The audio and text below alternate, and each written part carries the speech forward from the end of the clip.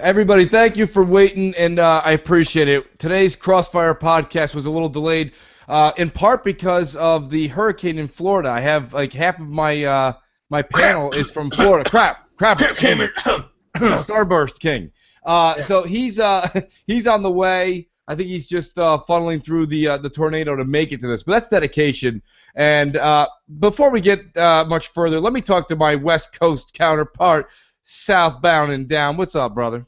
What's up, brother? How you doing? How is my New York brethren doing? He's keeping his state of mind. You know I got it down, buddy. I got you all. In New York. You already know. Yeah, you already know. It's all about that California love. You know what I mean? And throwing up that W and shit. Pouring out some liquor while I'm doing it. Me and you are going to get really deep into conversation, South, because there was a lot of stuff going on with headsets that we're going to talk about later, and I appreciate you speaking the truth. That's what I love about having you on the show, is the truth, the whole truth. You know, I always keep it 100. Yes, you do. Yes, you do. That's and my boy at Liard Games there, my boy at Mr. 100, he also does it right, too. He's West Coast L.A., too, so shout out to him. Hey, that cat is for real, man. You know, shout out to Mr. 100. Yeah, shout out to him. Hey, I watch his videos regularly, man. I dig the dude. Absolutely, man. Absolutely. Let's speak firsthand. We have Clowns, who's actually in the eye of the tornado. What's going on, Clowns? How are you? Hey, what's up, man? If I get disconnected, just blame the power. We'll blame the power company and Mother Nature, but nonetheless, you'll probably still get thumbs down on the video for that. Anyways, even though it has nothing to do with your control. I do appreciate you making it today, bro. There's a lot of stuff to go over. We were kind of talking about it a little bit pre-show, so I totally appreciate it, and especially in the times of like crisis down in Florida, so I do appreciate it.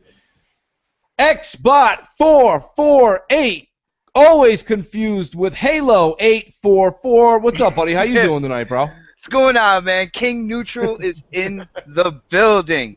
How you doing, Mooch? Doing good, bro. Doing good. There's a lot of stuff going on tonight, and I know you're chomping at the bit. We're going to go right into it right now. I do want to introduce Rand Al Milk Carton, who's missing for 2 weeks now. We don't know where the hell he is. If anybody knows where Rand is, if he's in a soft serve ice cream line near you, please tell him Crossfire. He's waiting for his motherfucking sprinkles. He's like, where the sprinkles at, bitch? Yeah. He's like, I ain't leaving until he's sprinkled. And he likes those rainbow sprinkles. He's like, ain't going to go through that, bitch. And there better be a million of them. I'm counting each and every one of them. Sitting at the counter, just counting each one, man. So while we wait for Crap to get in here, I want to thank the audience also for waiting for our 6:15 late start. We'll wait. Crap's going to be joining us in the next 5-10 minutes. But earlier today, Southbound goes to Twitter and kind of pushed me over the edge. Anyone who follows this show also follows me on Twitter. I've been looking to get a new headset. And I hope you follow me on Twitter. Everybody should always follow Southbound. I don't overdo it, with Twitter. You know what I mean? I do. I'm not on there always, yapping and everything. I like to. I'm more of a voyeur than an instigator. You know what I'm saying? You are always on there today, though, man. He's always reading, though. He knows. You know what? Hey, today I was on fire. Now, and I don't mean to, cut you off there, my brother. But listen, last year, 2 years ago, they announced the Elite X500 Turtle Beach, complete wireless. Yes. My mouth was drooling. I said, I gotta have this. It's mine. You are mine, baby girl. I get it. It works good. Fuck, I love it. I brag about it to everybody. Oh yeah, fuck your hockey puck in the middle of your controller. You know what I mean?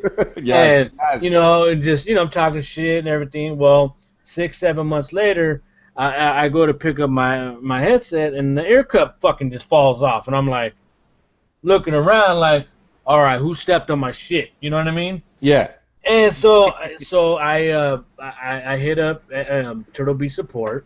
They were real cool. It took a long time because they wanted pictures, they wanted serial numbers, they wanted me to send mine in. Well, they sent me a brand new one back. So I was like, cool. I thought it'd be a refurb. You know what I mean? So I got a brand new one. I was stoked. I was like, wow, all right, salute, Turtle Bitch. Well, here we are, less than a year later, because that was November of last year. Here we are, less than a year later, and I go to pick up my headset last night, and you know most headsets they have where they adjust. Well, Yes. the adjust part, I felt a little, it felt a little edge, like a little edge, like there was Yeah, like it was like digging jagged in. edge. Yeah, Yeah. yeah. And I saw, and I first thought was, you gotta be fucking kidding me. So I, take it off my head and I look and I go, son of a bitch. It's like the same spot what happened last year. Right. You know what I mean? So I'm thinking, okay, cool. It's gonna be, I'm gonna hit up, Turtle Beach support. They'll give me the, or we need a serial number, blah blah blah. Give me the rundown, and I'll shoot them out, and they'll send me a pair. I don't even care if it's refurbished. You know what I mean? That's right. I always thought, hey, they did me a solid by sending me a brand new one. I don't mind. Refurbished doesn't bother me. The motherfucker has the gall to text me back and says, sorry, buddy, but yeah, your warranty was out. And I go, how is it out when it's less than a year? So I actually went into my old emails and showed him, like, hey, dickhead, look, it's been less than a year. It was November last year when, I got the tracking info and all that when you sent it out. He goes, well, it goes from when you originally bought it in 2014. And I'm thinking, that doesn't make sense. No. How could you give me a brand new pair of headset and not renew the year warranty on the brand new set? No, they don't restart the clock. Yo, South, man, you reminded me of my time working at GameStop. I could just wonder how many people I sold insurance to.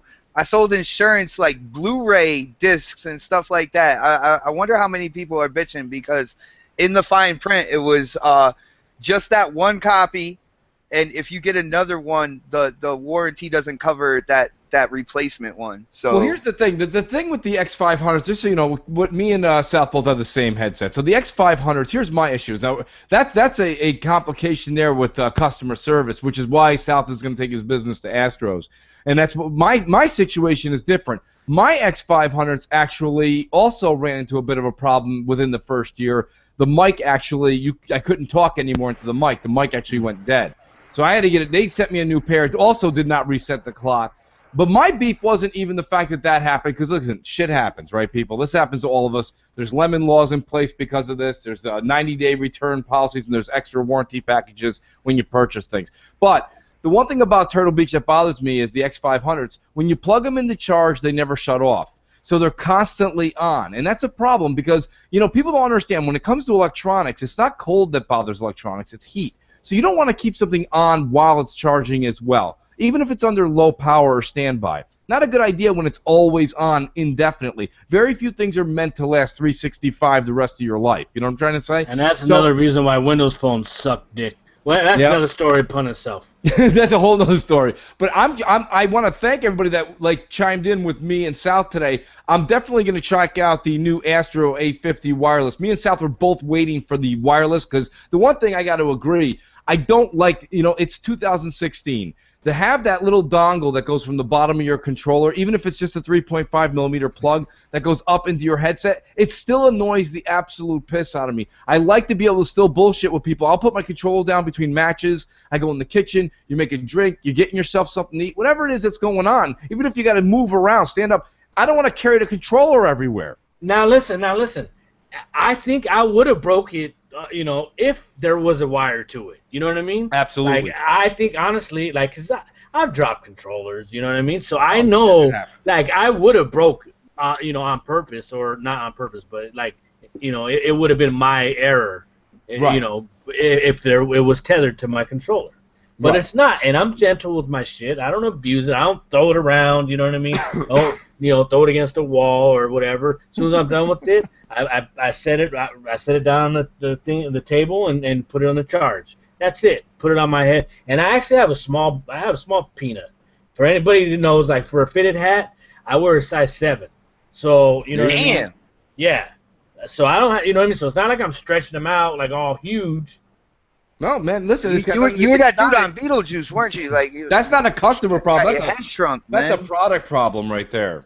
No, it's cheap-ass fucking plastic that they use. And for them just telling me, basically, fuck you, go fuck yourself. Yeah. We're not, you're going to have to replace it yourself. Hey, I just the customer service itself was so off-putting to me. I vented my frustrations upon Twitter. And I know, normally That's what Twitter's me, for, man.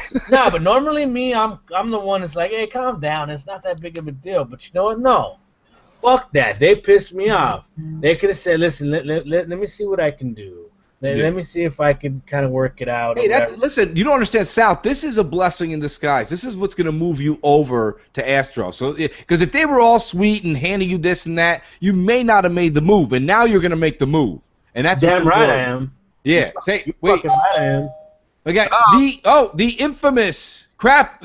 Did 3 of your umbrellas fold over on the walk over? They did actually. It's been a hectic couple days, so yeah. But I'm here and nice. Yeah, I mean, I got here like at 6:15, just on the dot, man. I'm like trying to join, and it's just like circling and circling. It wouldn't connect to anything, so I was like, Jesus Christ. Well, we're glad you made it. We appreciate it. We should appreciate the dedication. My kid was just filling up his cereal. He's having a bowl of cereal right now, and Rand on the back of the milk carton. So we don't know what the hell. Well, yeah, kids, just put it back. We'll find Rand. We'll find him.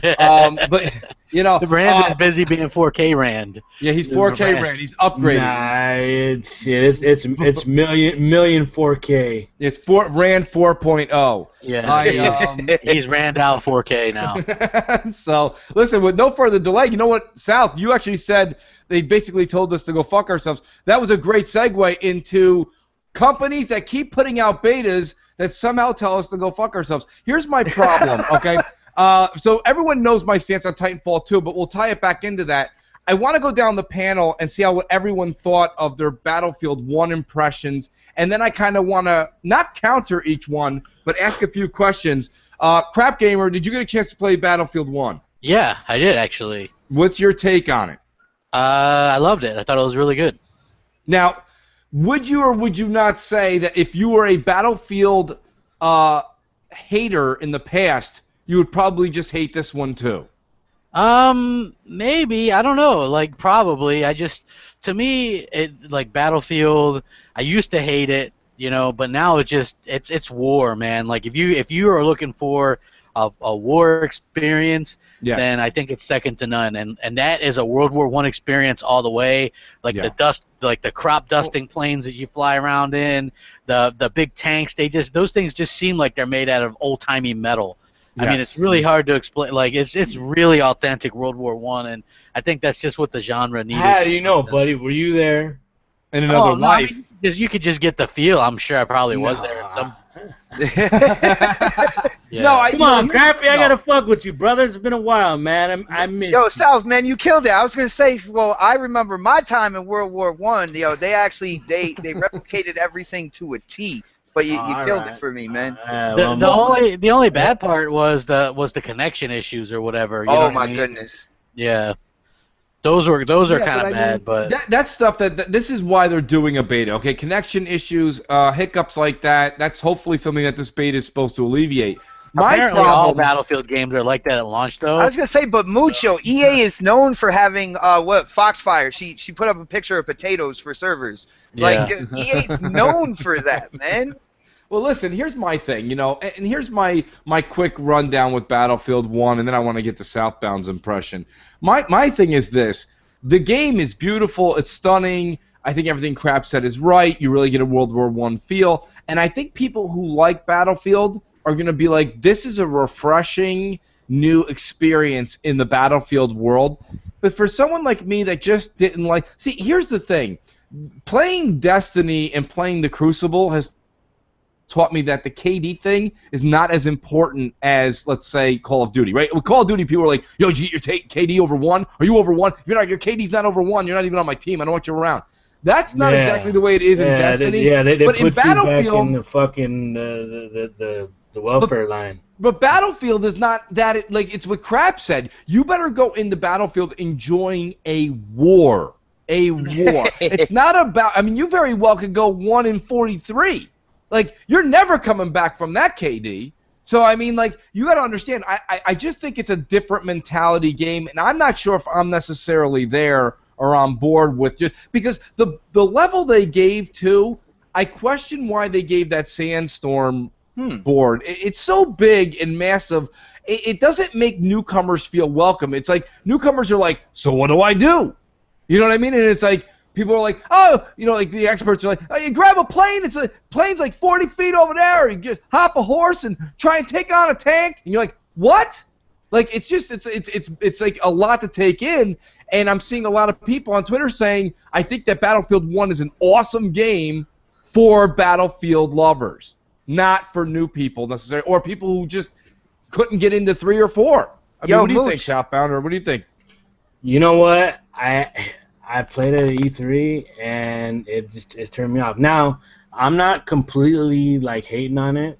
But, no, I'm not hating on it. I think the game is fantastic. No, but Battlefield's never been my thing. I've never been one to, like, run 1,000 fucking miles to get shot and have to run 1,000 miles again to get shot. See, hey, look, you know what I mean? Go ahead, that was my thought originally too. I hated that, but if you're playing with you can squad up with any squad you want when you join the game, whether you're friends with them or not, and you can spawn in on any one of your squad members wherever they are, or in any vehicle they're in that allows more than one person, even if they're flying or whatever. Like it's very simplistic. Yes, sometimes there's a little bit of running if they've taken all the vehicles or whatever. Right. But for the most part, I just spawn in, or some of them. I'm not sure if this one does, but even the other ones have a spawn point where like a teleporting spawn point, so you can just put it wherever you want, and as long as the enemy doesn't blow it up, you can just spawn at that same exact point every time.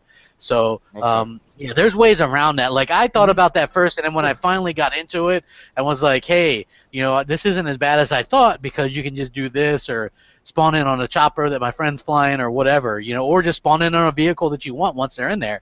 It's really pretty simple. What about you, Xbox 448? Hey, you know, say chomping at the bit. No, someone. Hey, hold on. Oh yeah, I am. Someone's in the comment section saying that we don't play real games, and it's like I play with tons of real games. I don't know what these people are talking about. I play a lot of fucking games. They think we all have VR headsets or something, man? We don't play real games? It's like, what you think we're sitting here talking about, you know, twiddling our thumbs or something? Like, all right, well, let me tell you my experience with Battlefield 1, because I'm not big into the whole real world, real war type first-person shooter games and stuff like that. I actually really like the open beta. It actually got me to think about getting the game. We're most likely going to get the game now. Mooch, I actually got to disagree with you on that map, because the way that they have it set up, there is a lot of desert in there, but the points, most of the checkpoints or the waypoints or whatever are pretty close together in that little town up to the north, and then you have that one checkpoint down south. It does really group people together fairly well. Okay. And to me, I played Battlefield 4 a few times because I have EA access. I figure I'd try it out and stuff. To me, Battlefield 4, it was hard to kind of like jump in like with somebody in a vehicle compared to Battlefield 1. Battlefield 1, it seems like it's really easy to highlight a plane. If there's a seat available in that plane, it goes right to it, and you could jump in right then and there. I think. But do me a favor, help the people like me, because what you guys are all describing is you're just basically doing status quo. You're saying all the great things that we knew Battlefield has. You've added I think they made it better, though. They made it easier for me. What differentiates Battlefield 1 from Battlefield 4? I just think the era, the vehicle, everything. It's more modern. There's none of that. There's no like. There's no. But what about the player? What about the player, though? What about the player that doesn't necessarily? Like, you know me, guys. I didn't like Battlefield 3. I didn't like Battlefield 4. It's more trench based, to be honest with you. Like I spent a lot of time crawling in trenches. Like on that map, there's like trenches and sandbags, and you're just and you're like, oh shit, get down. You know what I mean? It's like you had to get that in. Come on, to me, the Battlefield in Battlefield 4, in Battlefield 4, it felt like the checkpoints were really spread out, like they were trying to really utilize the entire map. Okay. Now, I'm pretty sure there's going to be maps like that in Battlefield 1 as well. But like I said, most of the waypoints were concentrated in this area, and like they had that one waypoint that was way down south, but that was more or less like you could tell it was like a horse stable type checkpoint or whatnot. So I was focusing a lot to the north and stuff like that. When you highlight a waypoint, if there's an available vehicle near it, it has it like right there, and you just put put your icon over it and jump right in. I live in tanks and I live in airplanes in that game, and I have a ton of fun doing that.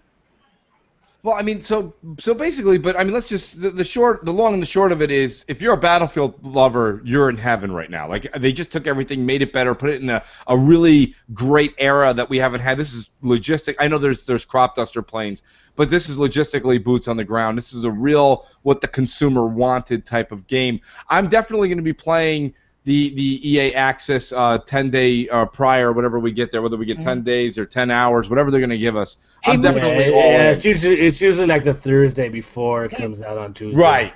Hey, Mooch, one other thing to point out with Battlefield 1, and maybe Kraft can tell me, because like I said, I don't have a lot of experience with Battlefield 4. I only played it a few times. But does it seem like the vehicles are more multi-person vehicles than in previous Battlefields? Like, you're able to get into a biplane that has 2 extra seats with guns compared That's because to, that's how it was back then. Nowadays, in the more modern stuff, it's 1 or 2 people tops for most of the stuff. So that's a good point. Because I remember in Battlefield 4, I would like to get a jet, but I would never be able to get one. So now in Battlefield 1, hey, at least I can be a gunner in one. Okay, you know so has the beta solidified the purchase for you then, Crap, or do you want to wait? Yeah, I'm gonna get it. I'm gonna get it. I mean, that's Titanfall 2 was a bit of a letdown, but I'm probably still gonna get that as well. Mm-hmm. Well, I mean, I don't know. I wonder. I just wonder when it comes down to it. Shout out to Xbox Addict. I've been talking to him on and off for the past week on Twitter too. Hey, that's a real good dude. He's a great guy. Absolutely. I met him several times. Dedicated individual, man. He was also in the service, and he was injured in combat, and the things that he does and his passion for Xbox is just my heart goes out to the guy. He's a hell of a dude. Yeah, man, absolutely. I hope one day when we meet up at one of these conferences, I get a chance to actually shake his hand. Man is worth it, and he's done a lot for our country. I'll tell you right now, the thing about Xbox Addict that he made a point that I really want to stress. Do you think he would stand for the national anthem? Just saying. Well, I tell you right now, that's crap. What? Politics and games don't belong in the same sentence. I'll say, is that going with the TOS that we have now, man? Listen, I think he would fall out of his wheelchair to fucking attempt to stand for it. I agree. I agree too. No, he's a good guy. I know he's disabled, for those that don't know. He's in a car accident or whatever, but yeah, he's a good guy, a military guy too. Like all those guys. Dude. That was about respect for those dudes. I wasn't taking the shots at him for being disabled. I was just I was taking shots at Colin Kaepernick. You're being a fucking asshole. I know. I was taking shots at Colin Kaepernick. As an Niner fan, fuck you. But you know what? Hey, I can't defend that fucking cocksucker. Well, but what Xbox Addict was getting at, we got a little off subject there, is that he said, now this is another beta that came out that says basically, it's turned a few people off. It didn't turn me off, but it definitely made me say, okay, Battlefield 1 is definitely something. Because Battlefield 1, I don't have to worry about Battlefield 1.5 coming out next year. Battlefield 1 will be supplied with DLC and cared for by DICE and EA for a while. I don't need to buy this thing day one. I really just don't, because I'm already years behind people in experience on it on day one. So, it's not like the CODs of the world or even Titanfall 2 of the world where you could pick it up. And if you pick up Titanfall 2, changes or not, if you do pick it up, you're probably within 10 hours going to be just as good as most people on there. Same thing goes for COD. Not the pros that are playing this week where the servers are down on PlayStation. But, I mean, not those guys. But don't be as good. Shots fired. Shot fired. Bang, bang. But it's speaking of that, I do want to switch subjects over to something here. We got a lot of crap the past 12 to 16 months for being Xbox guys. Xbox done. Xbox games are going to PC. Now there's word that we know The Witness, and now this month another exclusive, Firewatch, that were quote-unquote exclusives, console exclusives to Sony, are now coming to Xbox One. That plus the news and this PS month, Now, right? Firewatch coming this month, right? This month. And PS Now is already on PC, Windows 10 currently. Why even buy a PlayStation? Where's Jerry Seinfeld when you need him? Who needs a PlayStation? I mean, Now I can play the entire back catalog of PS3 games. We already have word from the executives at Sony that the reason they're handing out the DualShock 4 to work on PC is because PS4 games are going to be coming to PC. And now you've got the Sony exclusives coming to PC. So explain to me, guys, why do you have to have a PlayStation, or is this just we're feeding the spoon back to the Sony fans saying, this is what we've been telling you all along. It doesn't matter if they go to PC. No, console's still strong. What it is Xbox and Microsoft has been ahead of the game and ahead of the curve for so long. Right. And now it was horrible when Xbox, started it, but now the Sony's, adopting these ideas. Now all of a sudden it's a good idea. I don't get it. You know what I mean? Isn't it ridiculous? The hypocrisy? The hypocrisy is just sickening. And you know me, I don't Sony bash. So, to me, like, you got to call a spade a spade. It's like, all you guys talk, oh, yeah, all your exclusives, they're not exclusives. They're on fucking PC, too, this and that. Well, now you guys have the fucking same thing happening to you. So how do you feel? All that shit you talk. How's that crow taste? That's what I. But even more so, South. If you think about it, you have The Witness. You even have games like Attack on Titan that they were talking about. That's right. There's rumors of possibly No Man's Sky. They're not just going to PC. They're coming to Xbox.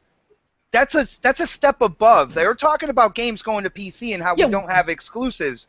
But these games that they touted in such high regard are now coming to the rival console. Crap, how is this possible that games like The Witness and Firewatch, which were clearly stated at multiple E3s and in between media spots as console exclusive, how can these be coming over? Is it because sales just didn't meet contract negotiations? I think I remember us having a kind of a complaint. I have to go back and watch these things. Yeah. They might say console debut.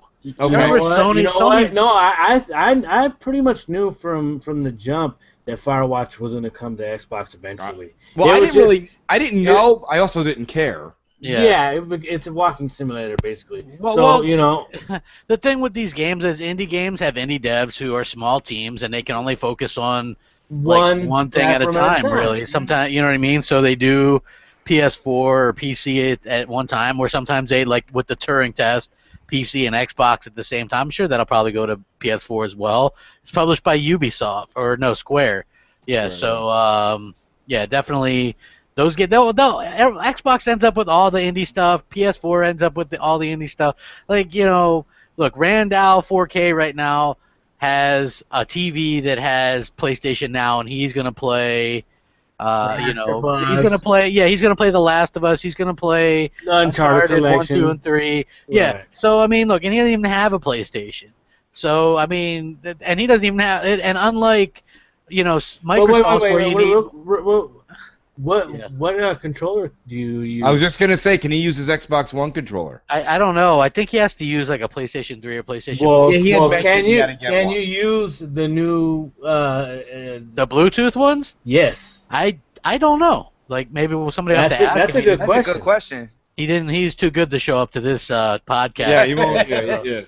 Yeah. I suffered. So those that don't know, man, through hurricanes and power outages and fucking cows going breaking loose and everything, man, and I'm still here. It's right. Listen, dedication. I just pictured Crap hand gliding through tornadoes just to get to the podcast. It's crazy, man. Mooch was messaging me all day. Crap, your power back yet? Crap, your power back? I even sent him that Back to the Future gif. He's like, hey, asshole, my fucking phone is dead because I can't charge it because I got no goddamn power. I couldn't. I was like, holy crap, man. I was just kind of screwed. But then, when did your power come back on? Around 3:30, something like that. Oh, wow. All right, nice. Yeah, what about you, Clowns? When did yours come back? Did we lose Clowns? Clowns is in the eye of the tornado as we speak. Clowns is on his way to That's great. We'll get back to Clowns. Hopefully he's all right. R.I.P. Clowns. R.I.P. Clowns. We'll have a ceremony later. The thing about the whole thing is that I do think you need a DualShock controller to play them. To be honest with you, even with the Bluetooth compatibility. But you don't even new need a controllers. Sony TV to play that stuff. Unlike, like the Xbox stuff where you need Microsoft Windows to play it, at least some version. Yes. With the PlayStation Now stuff, you don't even need a Sony TV or anything. No, because I think Rand has a Samsung. Isn't it? It's a Samsung 4K. Yeah. Actually, he's got the perfect TV that I want, to be honest with you. Not too big, not too small. Yeah, well, I heard a lot of people. Well, no, that was you. That's I'm go Mooch, big. you're the I'm one. go Yeah, big. you're the one going with the one. I that, can't do that 42. You James guys, Field, yeah. you guys got like the rubber band around a pair of binoculars and you're playing. I can't do that shit, man. Hey, listen, I've always been the same way, Mooch. But ever since I got my Slim, I got it hooked up to my PC monitor. So So I got the wife watching, my Call of Duty fat console, Right. in the same room, and I'm running off my computer monitor, and I've always been like, oh, I need the biggest TV, you know what I mean? Yeah. But you know what? I'm not having trouble adjusting at all. Well, here's what I was thinking. Shout out to Matty. He goes by Beastfire on Xbox Matty Live. Monk. Matty Monk. And so Matty and I were having an awesome conversation a week ago, and he was telling me about how he's got his setup in his office. And I said to him, I said, well, next year when Scorpio comes out, I'm going to take one of the Xbox One S's, trade him in. He's like, listen, before you jump to the conclusions of doing that, he's like, you have an office, right? I go, yeah. He goes, take one of your Xbox One S's next year, and he goes, go grab they're only like $300, $350. You can get That's what I'm gonna do. Yeah, you can get like a sick monitor. He's like, it's like 33 inch. It'll be 4K to the nines. It'll be like insane. Yeah, and he's like, one millisecond. Yep. Yeah. That's what he said to me. He goes, get one of those exactly. The latency is what's insane. Yeah. On it. It's like so low. It's almost zero. It's so. Hey, he goes, you'll love it. People that play on monitors, when they try to go back to a TV, they're like, it's too slow. Like it makes such a big difference. That's why all the pros play on monitors and everything. And obviously, I have just the run-of-the-mill, monitor, so it's nothing special. Obviously it's 1080p, but I'm not having trouble adjusting to it. So the monitor stuff works really good, especially if you play multiplayer, like online. Yes. You'll notice like you can focus a lot quicker, and your reactions can be a lot quicker and things like that too. So.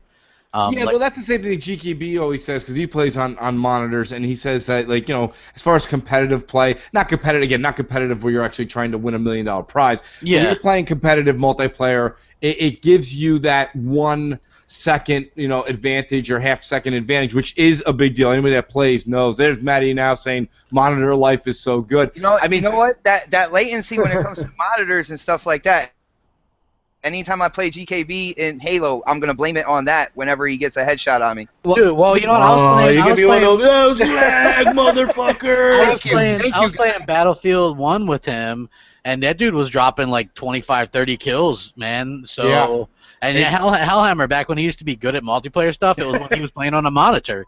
Yeah. Seriously, he used to play on like a 24-inch 1080p monitor with low latency, and he would do really well. And now he plays on a bigger TV. Like me too. Like if I were to play on a 60-inch screen, I would just get tore up worse than I do now. You know what I mean? Well, I mean? Like, here's the thing, though. I guess it's in life, it's always one thing. Right? What do we always say? It's either quality over quantity. Sometimes the business is quantity over quality. It depends on what you're going for. In the way I look at things with gaming's always been this extracurricular activity, and it's been a lot of fun. For me, it's always relaxing. And everyone that I see that's playing on a monitor, even if they put a lot of work and detail into their room, they're sitting on even a comfortable. Listen, the words "comfortable desk chair" is just like, you know what I mean? That's like an exciting visit to church. It's like it doesn't really, that's just they conflict. I don't want to sit on a comfortable desk chair and play at a monitor. I sit on my couch, got 1 foot up on the coffee table, a drink on the coffee table, playing. You know what I mean? Like I'm sitting about 12 to 18 feet back. Who knows what the hell the actual measurement is? I'm far enough back. You get the 65-inch, 4K HD TV. You're just like enjoying the shit out of the panoramic view of everything, instead of being up like my nose a 1.5 feet away from a 24-inch monitor. And don't get me wrong, it's different strokes for different folks. I get that. I really do. So I'm not saying mine's better than yours, but that's not what I'm saying at all. All I'm saying is that I just think of it as supposed to be enjoyment and comfort, and it seems like the way monitor people play is more like business. This is business. I'm sitting down to play and win. This is business. I've been doing business all day. When it gets to be 10:30 at night, I mean, I'm drinking Jack Daniels. I'm not doing business. You know, I'm hanging out. I'm trying to bullshit. I'm laughing. Yeah, there's definitely a few rounds here or there where you're like, no, screw that. I'm going to get a higher kill streak than you. Yeah, so what do? You sit on the edge of the couch a little bit. You know, you creep up on the edge of the couch. And you're like, all right, now I'm serious, all right? Now I'm not laid back. So, you know, I mean, that's couch living, which is always how, like, I grew up playing, you know, games.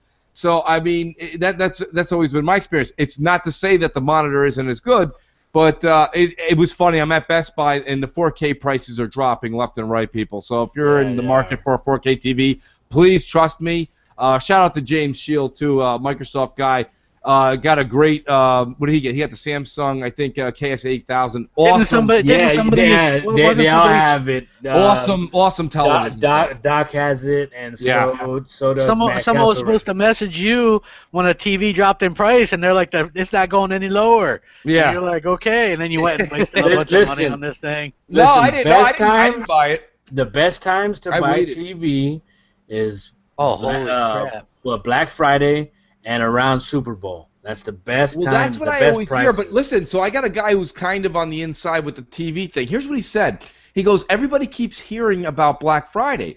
He goes, Black Friday has amazing TV deals. But he goes, unfortunately, not the ones you Xbox guys are looking for. Yeah, he goes, it's the Westinghouse 55-inch 1080p's that'll go for $500. And he goes, don't get me wrong, depending on the customer, that's a hell of a deal.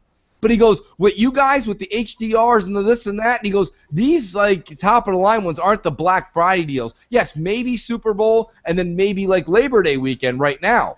So definitely check out your flyers and ads on the internet tomorrow, because the TV prices could take another dip for Labor Day weekend. But, I mean, go ahead, I have no idea what we're talking about today because I didn't check the thing, but the Modern Warfare, the Call of Duty remaster, they're getting all 16 maps now. Yes. Like, I was just watching the trailer. Like, that to me, that makes every other pretty much game except for Gears 4 irrelevant. That was kind of my point. I didn't want to go there because it gets so much anger in the community for someone to say, I took last year off. I didn't play 1 minute of Call of Duty in the past 2 years. It'll be 2 years, right? Because I skipped last year, so I didn't play the year. But I didn't play pretty much up till the release of last year's, and I haven't played all year this year. So it's been almost 2 years since I played COD. Kind of jonesing for it, and I gotta say, the videos I saw, it looks good. I'm hearing good things out of this Call of Duty XP event. For the Infinite Warfare or for the Master? Yeah, I'm hearing Infinite Warfare is looking and playing pretty damn good. I heard Infinite Warfare is looking good too. And I'm hearing the remaster is not looking that good. Well, dude, I just watched the remastered trailer and it looks awesome to me. I mean, what they're saying is it was done by the same guys that did the prototype remake, and as most people know, the prototype remake was complete shit. So I'm kind of skeptical. Now I already pre-ordered it, you know what I mean? And I'm kind of stuck. I don't think I'll change my mind because of, you know, what one or two people are saying. But yeah, it has me kind of second guessing, like how long the longevity will last with this. Like we talked a little bit before we went live. You know, the nostalgia, how long that lasts. Well, for me, I think that a game that I'm actually good at, like that game in particular, I'm very good at it, so I plan on playing the hell out of it, just as much as I can. Catch me in Grandma's house. Exactly. I'm gonna be all over that game. No, in all honesty, like I plan to play a lot of Call of Duty, and the great thing about it is the nostalgia factor. 2, 3, 4 weeks of playing those older remastered maps. But I actually took a lot of time today, crap, to watch the videos of the Infinite Warfare, and I was kind of pleasantly surprised with that. Yeah, I haven't, like, literally I'm watching stuff right when I'm in here because I haven't been able to watch anything except for I watched the Recore trailer this morning, which looked phenomenal. Right. I was like, wow, this thing, that game looks great. So I mean, good for them. They actually got a good trailer out that kind of explains what's going on. And now, if there was any question about is it a single A, is it a double A, or triple A, to me that looked like a triple A. Looked like a triple A to me too, to be honest with you. And I'm not shilling for Xbox. That looked like a triple A game. And we all know if it was coming out on PS4, everyone would have been like, "Game of the year!" You know what I mean? Oh yeah, look at the new character. That's the character I love. And you'd see Greg Miller wearing that yellow hat over his head. I mean, you're right. I thought the exact same thing you guys did. You guys are talking about the Recore stuff, right? Because I did have because I got a tweet in between here. Quick to answer a question. Shout out to a guy named Peasant Destroyer on YouTube. He sent She-Wolf a link and said, please send this to Mooch so he can see. Apparently, the new Xbox One S Bluetooth controller does work with PS Now, and he's got video of it. No shit. Yeah, so I'll send that out on Twitter. That's good. So he shows it working, and it's he said he feels zero input lag on it. So there you go, folks. Now with Windows 10 and Xbox controller, who needs a PlayStation anymore? Jerry? Who needs a PlayStation? So, anyway, this is, let's get back to what you guys were saying a second ago, though. Like, Recore looks very much a AAA game. It looks like a lot of money was put into it, more than I think that Microsoft wants to let on. And it looks like, did you guys see the detail of the leveling up system? It looks pretty in-depth. It doesn't look, I thought it was going to be, all right, 3 cores, and you could put 3 of these things into that, and whatever, and this is pretty looks the puzzles look the quick little shot of the puzzles. I was like, holy shit! I don't know if it looks like Metroid Prime to me, and that's a good thing. Like for people that if you're a Nintendo fan or whoever or a Metroid Prime fan, like why would you not want to pick this $40 and it looks great? It's 3D, it's got open world elements, it's got platforming, it's got puzzling, it's got little robot animals. What more can you ask for? You know what I mean? $40. Come on. It's a steal at $40. And look, Microsoft is probably maybe this game is going to score insanely well, and that's going to help people get it. Just the way that some things that put off people on Quantum Break was it scored kind of average at some places, bad at some places, but there was the resolution stuff, and then the score. People were like, I don't know. Well, and people are saying it's too hard. And when it came to Quantum Break, the big thing, the big freaking rock that was dropped on it, and I wholeheartedly believe this is what Digital Foundry said about the game, and then how the media just kind of ran away with it after that. Because if you look at before that whole analysis and everything like that, there was a lot of really pumped people for that title. And then afterwards, there was just nothing but what's the resolution? I don't know if it's good anymore. You know what? I don't even know the resolution on this. I thought Quantum Break looked damn good. It did. Of course it did. Of course it did. I can't believe. I would love to see. Maybe if Rand ever got his ass in here, we could ask him how the 4K upscale looks on Quantum Break. That would be nice to see. And because everyone he probably uninstalled that game. Ran out. No, I think he needed to finish it. He needed to do something for some achievements or something, so I'm sure he still has it on there.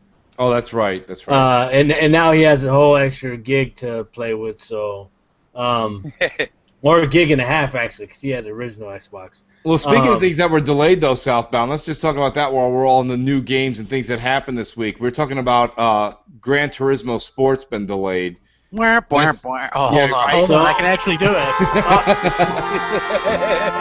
But are people really even looking for that game still? No, nobody cares. It was a list war game, dude. That's all it was. That game looked horrible from the get-go, and now it's delayed.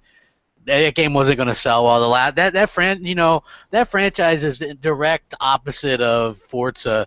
Ever since when was the last time Gran Turismo was relevant? I think on the PS2. Forza came out towards the end of the original Xbox generation, and really that was in a class of its own, and especially on the 360. I mean, when I first played Forza Motorsport 3 and Forza 4 and then Horizon, which is probably the best racing game of all time in my opinion, I was just like, wow, this is the only series I can. It's hard to play other racing games now. So Gran Turismo keeps getting worse and worse, and I bought 5 and 6 on PS3, and they were terrible. They handled awful. This one looked even worse. It only had like 130 cars or something, some kind of esports focus. You know, just so like Sony cannot get their stuff together as far as first party getting their games out. And I wouldn't be surprised that if this game does flop, that you see them close down that studio. Right. Yeah, That's my opinion. You can't have a studio taking 5 years to put out a game. how many strikes can you give Exactly. Well, not only that, with the game being delayed, because games are delayed all over the place, regardless of platform and everything like that. But if you are a PlayStation owner, a PlayStation enthusiast, what new games do you have to look forward to? They just need to bring back SOCOM. I mean, really. No, but like for They're this not- holiday season, when everybody's buying games, all the big hitters come out and everything like that. If you're a Sony guy, what are you buying? But they're not listening. Like we've been saying, SOCOM but and all these games. They're not listening. but Sony has the third parties on lock. That's their selling point. It's this generation. It looks better on the PS4, so that's and 9 times out of 10. Do you think now that the review copies, they just automatically send the best looking. But we're about to find out. We're about to find out. And these are the crucial years, guys. Let's take everything into account. Crap, you used to say this a lot before when we were talking year-over-year year-over-end sales. And you said, well, now we're creeping up into where, Gears of War would come out and put Xbox over the top in the last generation. Here's the thing. I think a lot of people are now starting to see that the Xbox One S has that as small as it is, it's a boost over what the Xbox One Fat was. And it has HDR. Now we're seeing third party hopping on the HDR train, which I didn't want to jump into that yet, but it just happens to work. NBA 2K17 is coming with HDR capabilities. That's an Xbox One exclusive, as far as I'm concerned right now. And I mean, not the game, but the capability of HDR. Yeah, well, here's the thing, right? This is the funny narrative change that you'll see. Right now, NeoGAF and all these sites are like, HDR is confusing. What? Oh, it's stupid. It's blah blah blah. Watch when Neo gets announced and it has HDR support. Suddenly, everybody's all on board with HDR. Like right now, today, confusing. Mark it down. September 2nd, HDR is confusing. And September 7th, you'll have IGN. IGN will be like, well, today we've replaced the 3 letters of IGN with HDR today because it's brought to you by Sony. Oh, trust me. Remember how we haven't heard really anything about HDR? Yeah. After the Neo gets announced that it has HDR support, everybody's going to be like, this is why HDR is so great. Here's why HDR is a game changer and Neo is in charge of HDR. Guys, and you think I'm making this shit up. People will you'll see this stuff, But here's the thing. Tim Dog kept saying it's got something to do with the API. Is it something that Sony could do last minute, or is it not something Sony could add last minute? Because Microsoft, they advertised Xbox One S with HDR. So, I mean, I understand that it's something you can do you can add afterwards. But my point being is, I don't know if Neo can come out and say that they'll have it day one. I don't even know if that's the format they'll use because it's a format war, really. Right. I mean, it's not. What's the other thing? Dolby something it's or Dolby, other. But the thing is, though, I was just at Best Buy again because I'm on the verge. The TVs are. It's almost like I'm going into Best Buy and there's an auction happening. 4K TV go for it. 4K TV go for it. And I'm like, it keeps dropping every time I want to buy it. I'm like, well, I'll see you tomorrow then. Like, my God. But anyways, like literally, the HDR10 is definitely the standard. Everyone said that. I've talked to many people now. That's not a Dolby Digital. Like you say, it's kind of like what Blu-ray was to HD TV or HD movies, HD DVR, whatever you want to call it, whatever it was going to be, and then Blu-ray beat them out. I believe HDR10 is the Blu-ray. They're going to win. They're going to become the standard.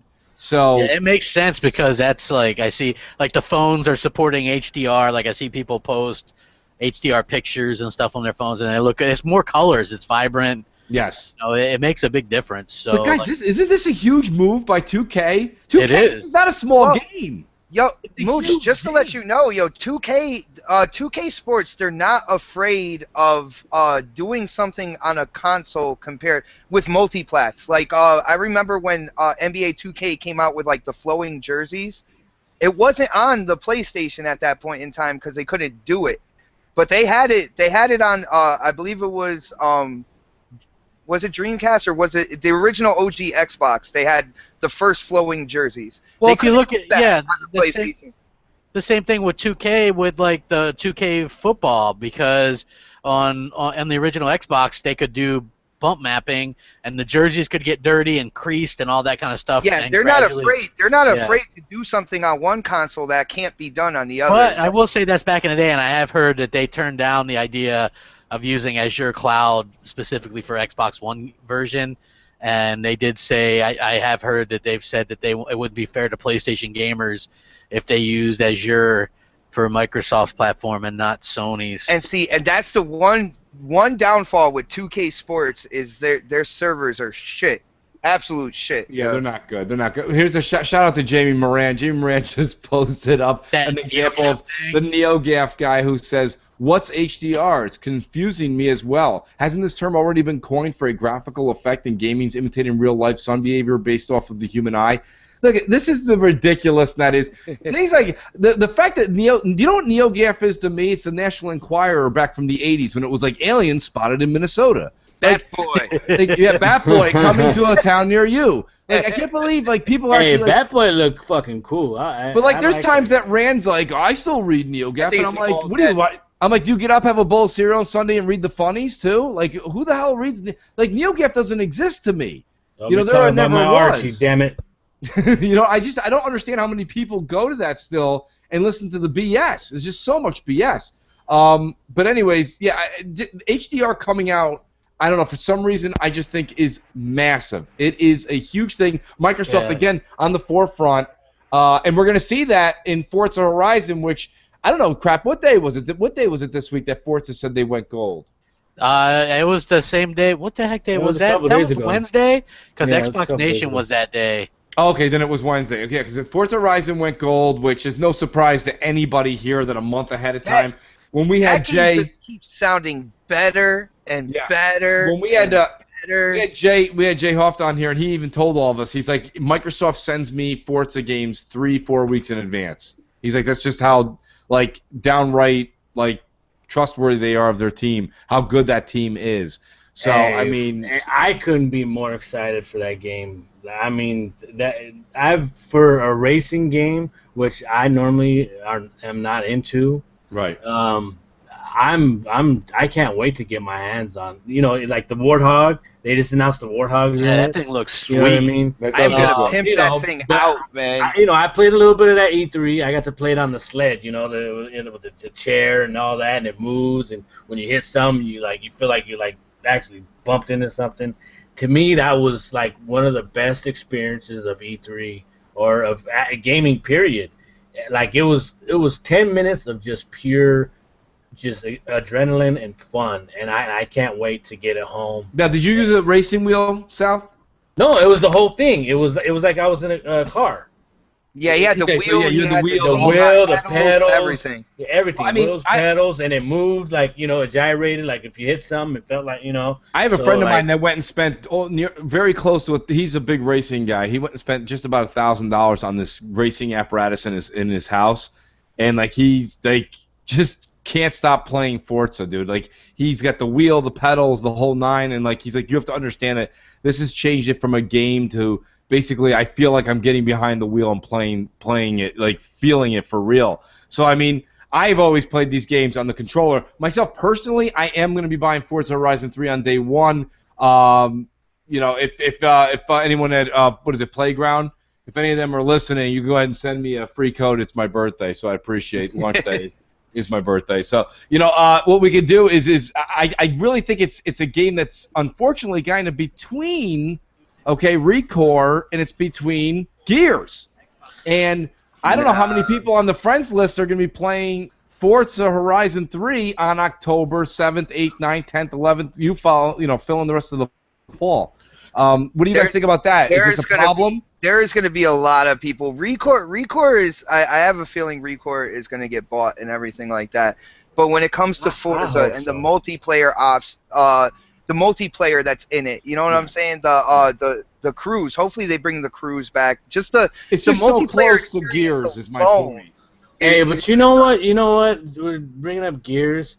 Hey, you got to give it up for IGN because it seems like every 3-4 days they got a new exclusive. Like Yeah, they got the deal. like they're dropping all the exclusive news coming out and videos, and they have a lot of coverage on Gears. I got to give them credit. So I have hats off. I've said it on different shows. I've said it on this show last week. I don't ever go to IGN, but whenever I see something tweeted out and it's got an IGN link for Gears first, I generally go because I'm not going to wait. I want to see what's going on with Gears. I'm very much in. And crap, I'm glad that you're into Gears multiplayer because I think I'm going to partake some of that with you, buddy. Oh, well, you know what? That is a... I'll probably get destroyed, but it'll be fun. You know what was interesting is, like, I run that with, my buddy Grave and then Hellhammer. Yeah. Hellhammer's always the worst one. Don't forget, there's going to be Horde mode, which is 5 players. So yeah. That'll be a total different style, and it might be more suited to you. That's where I think I'm going to be my entry point, is I would like to do some Horde mode. And Rod's really excited about it. I know they showed some of it, but I think it's a much more open Horde. It doesn't look like it's like the confined Horde from the past. No, you actually have to build your own like barricades and traps and shit like that. They did that. You know what? They did that and an aspect of that in the overrun mode on Gears Judgment, and that was the only good mode in that game, which was where you built. It was kind of like tower defense, where you built up stuff or whatever to protect or whatever. So yeah, like they were actually doing a very good thing with it. Look, it's hard to find a better lineup than what Microsoft has this holiday season. Like, I'm absolutely thrilled about it. Just think about it, right? Like, I know this is weird. Like, as much as I love Forza Motorsport 6, right? Yeah. As soon as I was playing it, I was just thinking, man, I can't wait. That means next year is Horizon. You know what I mean? Like, to me, those are game of the year type games. I know it's a racing game, but phenomenal games. Gears 4, my favorite franchise. You know what I mean? Recore, brand new IP, looks like another game that I really like in the Metroid franchise, and then Dead Rising 4. Again, that's a game that I really like. We're getting to play all 4 of those exclusively on Xbox this year, so I can't really complain. You know what? Dead Rising, it looks amazing. Who was it that said? Was it? I think it was Maka on TXR. He said, was it him that said that Dead Rising wasn't looking good? You know what? Actually, I think it was Rand. Was it Rand? Yeah, it was Maka. I thought it was Maka, but I can't. One of them. Rand is the downer on Xbox Nation. Maka's the downer on. No, I don't know. Rand and Maka, they've kind of like switched spots every week. It's a new downer. You know what I mean? No. In all honesty, downer or no downer, it concerned me a little. I'm praying to God that everything is going to be good because it was something I was looking forward to, and I liked its release date. I liked that it's post Black Friday. I like that. Like, we're going to be so smothered. The Christmas theme. Yes, I like it. I mean, listen, I got news for you. Unless something comes out where someone tells me the game's completely broken, I'm buying Dead Rising 4 because it looks like a ton of fun. It looks like a ton of fun. Hey, Mooch, we'll go through it because it's co-op. You know what I mean? Oh, yeah. Come on. That'll be the first Mooch crap. Early, because look, Mooch was still early on being my friend when Dead Rising 3 was out. So he's always like, "Hey, you want to play some Dead Rising 3 with me?" And I'm like, "Sure, dude, whatever." And by then you'd already said I'd beaten this thing like 4 times. I was like, all right. Like that game was pretty damn awesome. Like I love that game. It's fun. It is a fun game, and I gotta say, I'm not gonna lie. Like the minute, even though I'm playing, I used to play with a buddy of mine. And he would just get his costume on, and all of a sudden, it takes a second for it to regenerate, and there he is with a gonzo nose, a mustache, and a fro, and a pair of sunglasses, kind of looking like a white banana Jimi hammock Hendrix. for the win, man. Yeah, like it was just funny, man. It looked great. I was like, this is hysterical. And then a cutscene comes, and it's all serious, where he looks like Nacho Libre. You know what I mean? And I just thought it was really, really funny, man. I don't know. For some reason, I think that game's got a lot of legs. I don't think they're gonna break too much. What I did notice, crap, was remember the thing that I told you I hated in Dead Rising 3? I couldn't stand all the litter that was all over the ground. I didn't see so much of that in this game. It looks like they cleaned it up and put items to the side, or you have to go inside to pick them up, or they're laying somewhere. They're not just littered all over. Remember those? There was like cones and like 2x4s and everything was all over the place before. Yeah.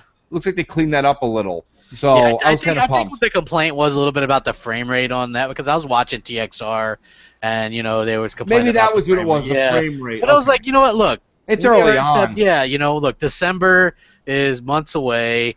You optimize the game. That's why, like, with the whole resolution stuff, Yeah. you from a developer standpoint, they actually do the resolution and optimize the last, I think, 40 days. Okay. So that's when you really Yes. optimize the Yes. game. So, like, a little bit, and if you remember, Dead Rising 3 had a bit of a chunky frame rate, and then they did one update for it, and then all of a sudden it was really good. Like, Yes. for me, it was like the game, I was having too much fun to really complain or anything. I thought it was well done. Are you guys all getting it on the panel? What's happening? Damn Xbox? right. Day I have, one. I have all 4 of them things pre-ordered already. So No, even if Yeah. even for some reason, if I don't want it, I'm gonna have it because my oldest son is a huge Dead Rising nut. So even if I'm not the one that's gonna put it in my library, it's gonna be in my house anyway, and I'll be able to play it whenever I want to. So are you going digital with it, Xbox? Me personally, I do mostly digital. My son's a little bit different. He's kind of like, I would probably say 70-30, like 70 on the digital side, 30 on the physical. That's where I am. See, currently, so my lineup this fall, just to kind of break into that, because I like, it's almost like you guys are like shrinks. It's almost like talking to you guys. Here's my thing. I think I'm going to get Recore physical, okay? I'm getting Gears, of course, digital. That's just no-brainer. hey, if you get Recore, get it from the Microsoft Store. They'll hook you up with like $10 or $15 on your Xbox Live account if you do it that way. Then I'll Yeah. do that. Then I'll do that. They do that with all their games that you buy. I'm not sure if it works digital or not. Like if you're in that rewards. No, it's program not or for whatever. digital. It's only for physical. Okay, Hey, yeah. You know what? If they did it on Snaps digital, gets I so mean, mad about that. Hey, it would kill. Yeah. Well, my because- whole thing is, I mean, because I have their big 4 pre-ordered from the Microsoft Store, which is going to end up getting me like $40 or $60 in Xbox Live credit. You know what I mean? Well, I mean, And, I won Quantum Break. Shout out to Doc Cupcake. Thank you for that back in the day. But so it was a digital code. But hear me out for a second, guys. If I hadn't won it, I played on because Quantum Break I played through, beat it on the hardest level, and then I got whatever it is. I think when you do that, I'm at almost 700 achievements, like 600 and something. Yeah. But my point being is, like, I don't know if I would go through it again right now. So my point being is, like, Recore, after I beat it once or twice, I could see not holding on to it just because, it's not a game that we're going to be playing come December, January, February, March.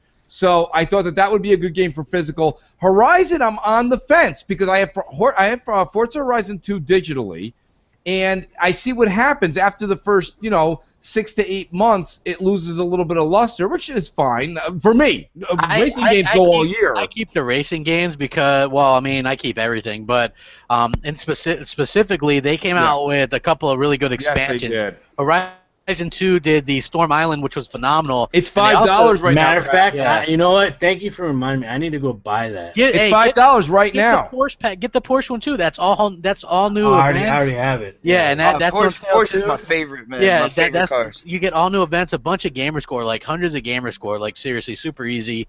That's a lot of fun. And same thing with like Forza Motorsport 6. I had a lot of fun with the NASCAR expansion on that. It was a lot of fun.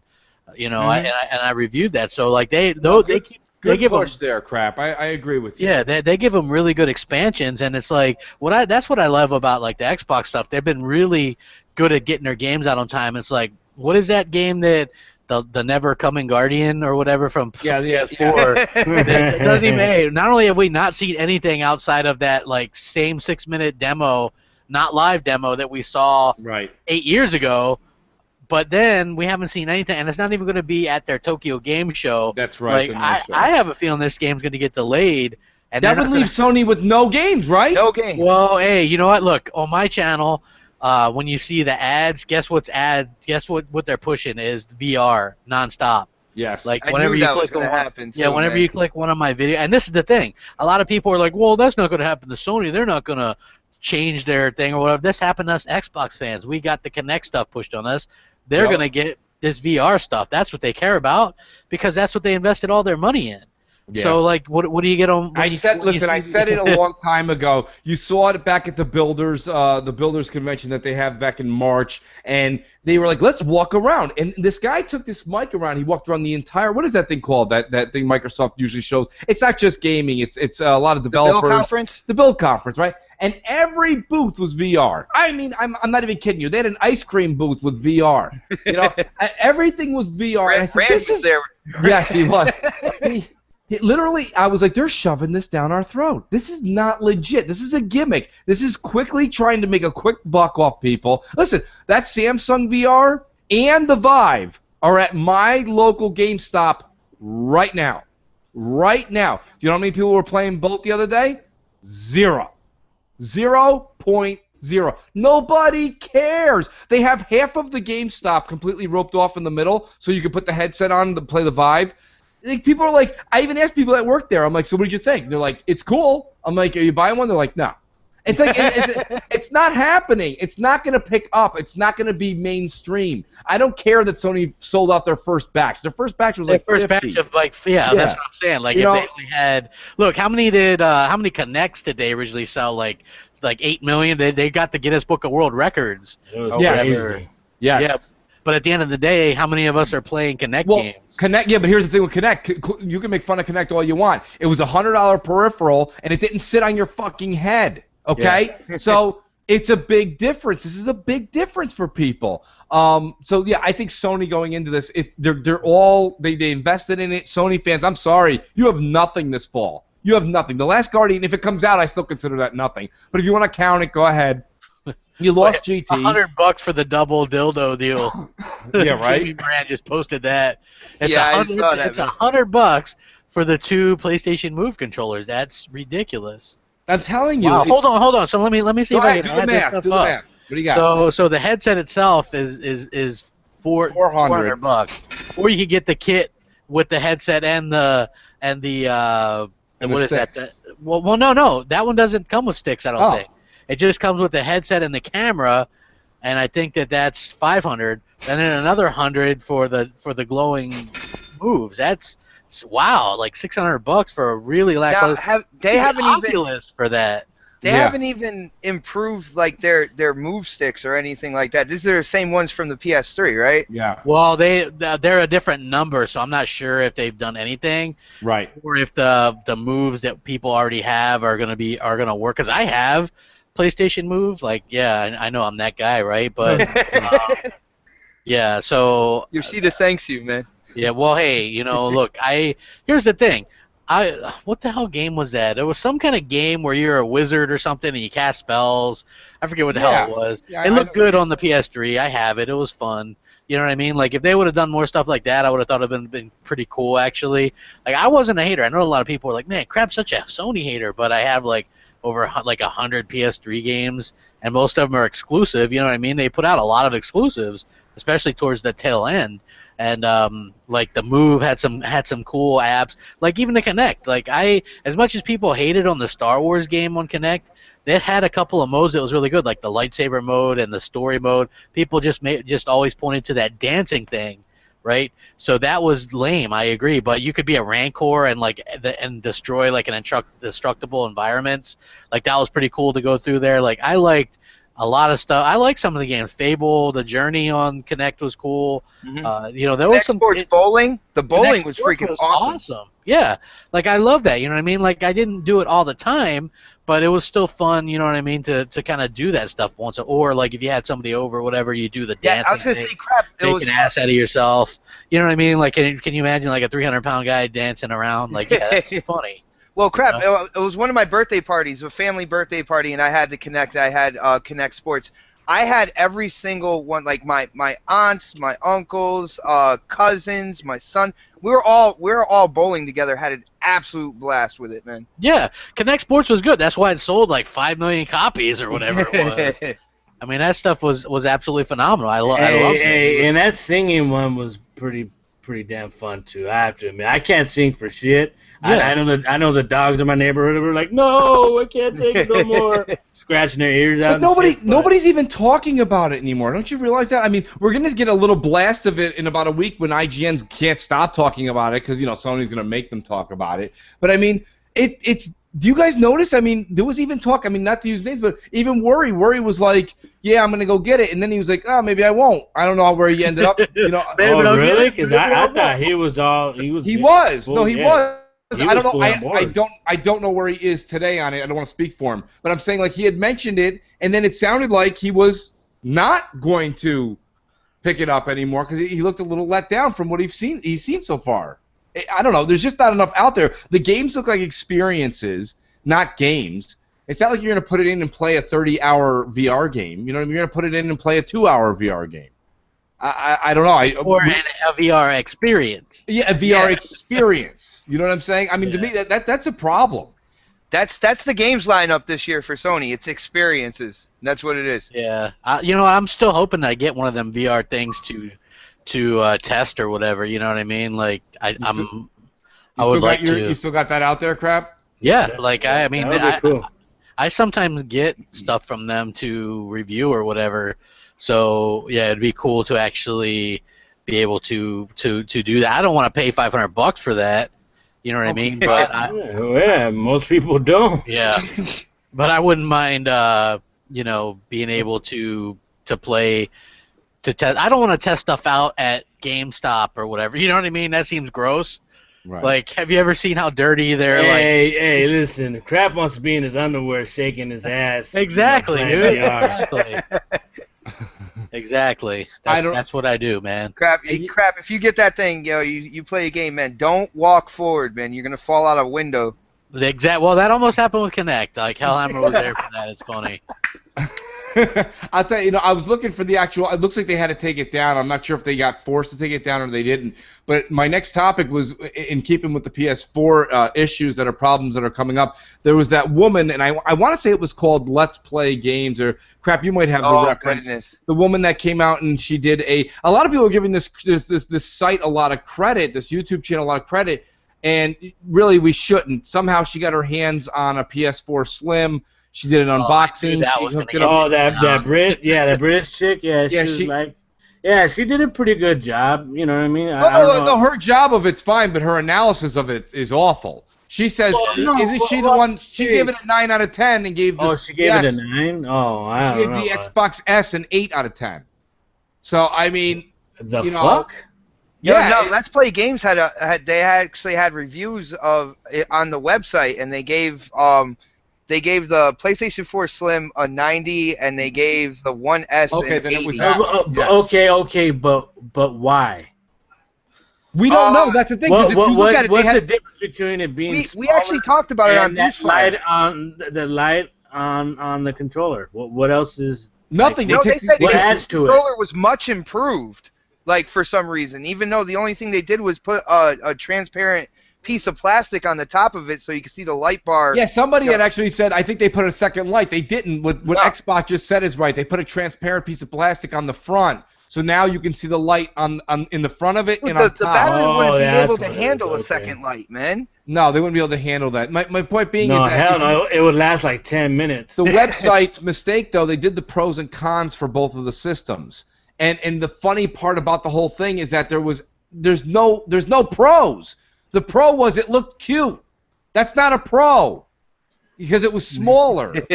Like this is what I'm saying. This is. I wish I could pull this up real quick. This is the. If you could pull it up. Let me know. Send me the link. I can't find it again. I was watching it a few days ago. It's absolutely mind numbing to listen to these people. Are people brainwashed? Maybe it's not media bias, guys. Maybe it's just brainwashing.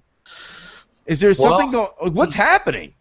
Man, you look over in what is that, like a UK based thing? Yeah. I would say like Sony has a good foothold in a lot of places, maybe except for the UK, but they still are leading.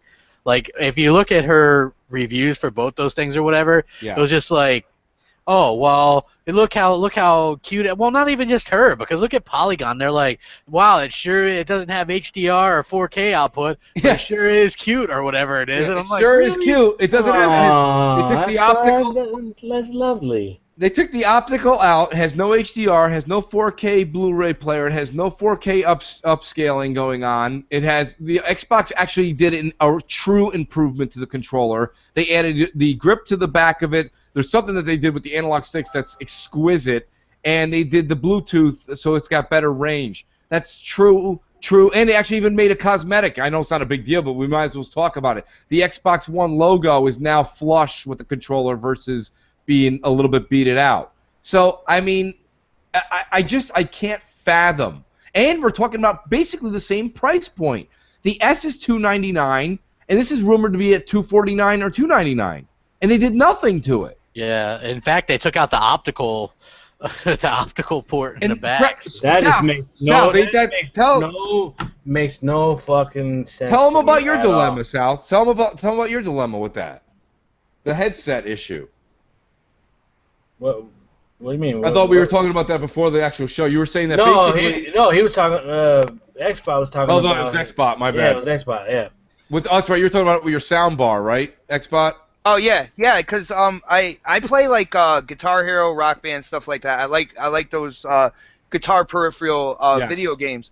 I use my soundbar. I use the optical out to plug my soundbar into my console, so I don't have to calibrate the guitar to the game, because the sound will go straight to the soundbar. It doesn't go through the TV and slow down and all that good stuff. And it works perfectly that way. And if they start taking the optical out, like, I wouldn't be able to do that, and there's no way in hell that I'm gonna calibrate the guitar, because that is like it's like rocket science, man. Like, I can never get it right.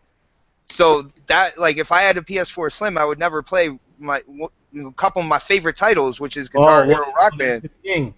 They're not referring to it as a Slim. That's just a new iteration of the PS4. I don't care what they call it. I mean, we don't. The Xbox One S they aren't really referring to that as a Slim, but it's still a Slim. I mean, we call it that. Yeah, I mean that's just the lingo right now. The S is. I mean, has Microsoft ever said what the S is? It's a revised iteration of the Xbox One. Yeah, that's basically where they're leaving it, right? Yeah. That's the long and the short of it. I mean, listen, here's the thing. Listen, we don't need, people always say you beat a dead horse. I'm not beating the dead horse. I'm actually asking everybody. I'm asking people in the comment section. I'm asking people in the chat box right now, because there's a couple of asshats there, from the pony world. Like, do you understand what we're trying to say? You got $300 in your pocket. You're talking to a person that doesn't know what console to buy. Here you have the Xbox One S coming out with 4 exclusives starting September 13th. You have 4K, HDR, 4K upscaling, Blu-ray capability, new design, better controller. It's a better controller than the PlayStation and PC people. You're jonesing to get an Xbox controller and make it universal. You know what they did? Why? Honestly, you know why? You know why they did it? Because they wanted to make the Neo that much more appealing. Well, that's like robbing Peter to pay Paul, right? Why would you? Well, they've sold so many fucking PS4s as it is. I mean, to kind of take it for granted, there's like, you know what? We need to push people into buying the Neo. So if we take out a couple things here, and then make a couple things on the Slim look nicer, so it doesn't look like we completely just shit the bed, But we want to. Don't get me wrong, South. What you said actually holds water. You're actually right. But that's like I don't know. What did we say at the beginning of this whole generation? Got to give Sony credit. Sony's so smart. Let's give Sony some credit. Well, then I'm going to wipe away all the credit that everybody gave away to them, because that's stupid as hell. You're going to make and Crap has said this on his past 8 videos, that he says to everybody, please realize that Project Scorpio is not necessarily what we think Microsoft is trying to make its bread and butter. The bread and butter is the S. So, same thing can be said for Sony. The bread and butter is the PS4, not the Neo. So, yeah, but their base PS4 doesn't have the bells and whistles that the S does, though. You know what I mean? Like, well, yeah, but that's what I'm saying. Shame on Sony. That's my whole point. That's like, to me, that reminds me of the Wii, right? Like, the Wii came out. It wasn't HD. You know what I'm saying? You couldn't even plug in an Ethernet cable directly to it. It only had like this real weak Wi-Fi. Yeah. You know what I mean? Like the PS4 revision or whatever. Like they stripped out a bunch of stuff. Like, this is what I'll say, right? I had a PS3 Fat, and that thing was $600, but it felt like a $600 console. If you know what I mean. Like, it had all these different ports and things in the front, and like 4 or 6 USB ports, and all these different SD card readers, and it was backwards compatible, and you know what I mean. And then by the time that one broke for the 3rd time, oh man, I had to get the Super Slim. That thing just felt like a big clunky piece of crud. You know what I mean? It was just really bad, cheap plastic. There's not really any mechanical parts in it. So yeah, like, that's what Sony does. They continually get cheaper and cheaper, But if you look at what Xbox did, the original Xbox 360 didn't have an HDMI cable, right? Then they fixed that, so there was HDMI. Then when they came out with the Slim, they did like HDMI. They did like the best Wi-Fi available.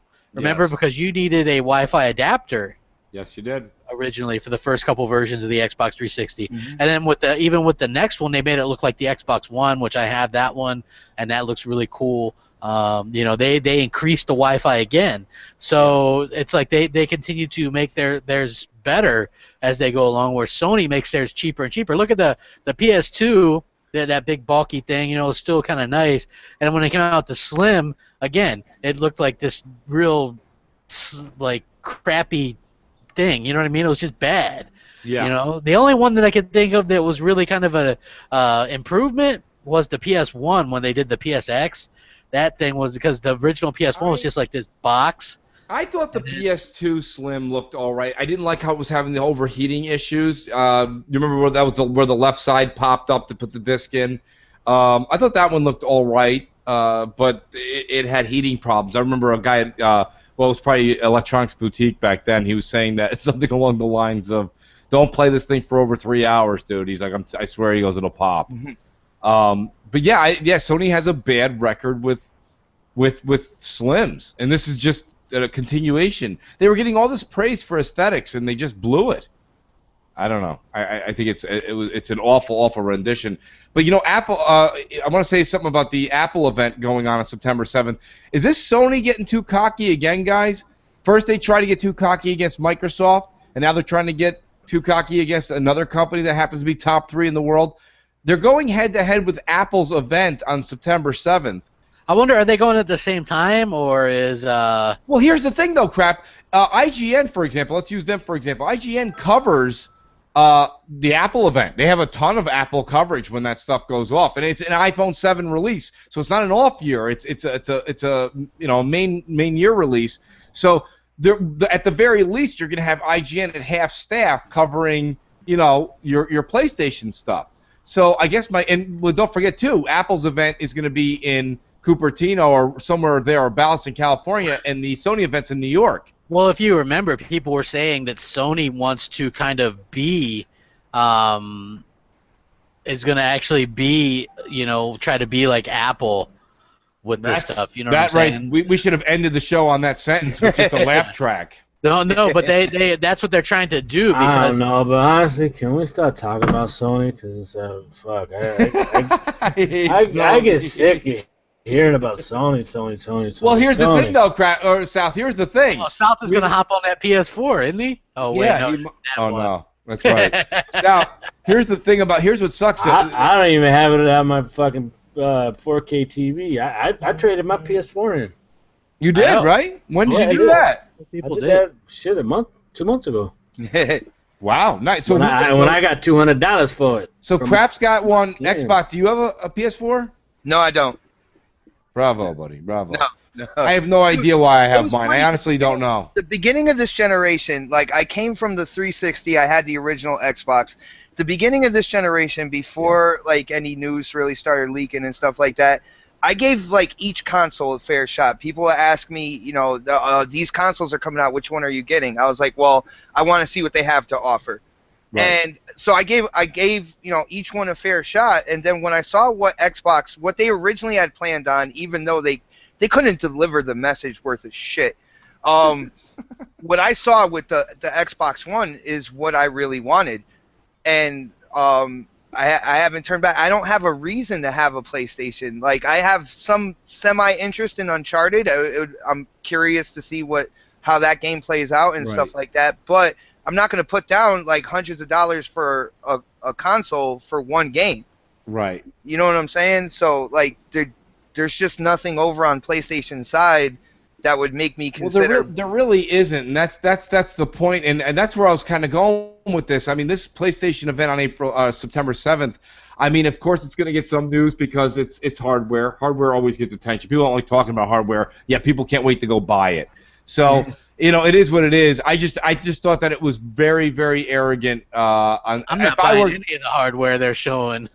Me neither. Screw that, man. I don't want any of that stuff. No, I don't need it now. I mean, I can say this with ease, and this is not a hater thing at all. Crap has said it in the past, but I think now his words actually come more to fruition in the fact that we don't need a Neo.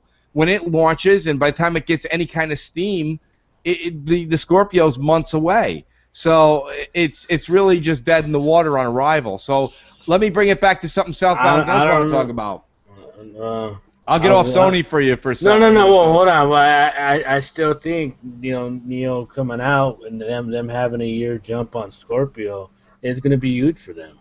I don't, because there's no games. Well, they're working on 1 million games right now, so Yeah, for PSVR. And they're 2-hour experiences.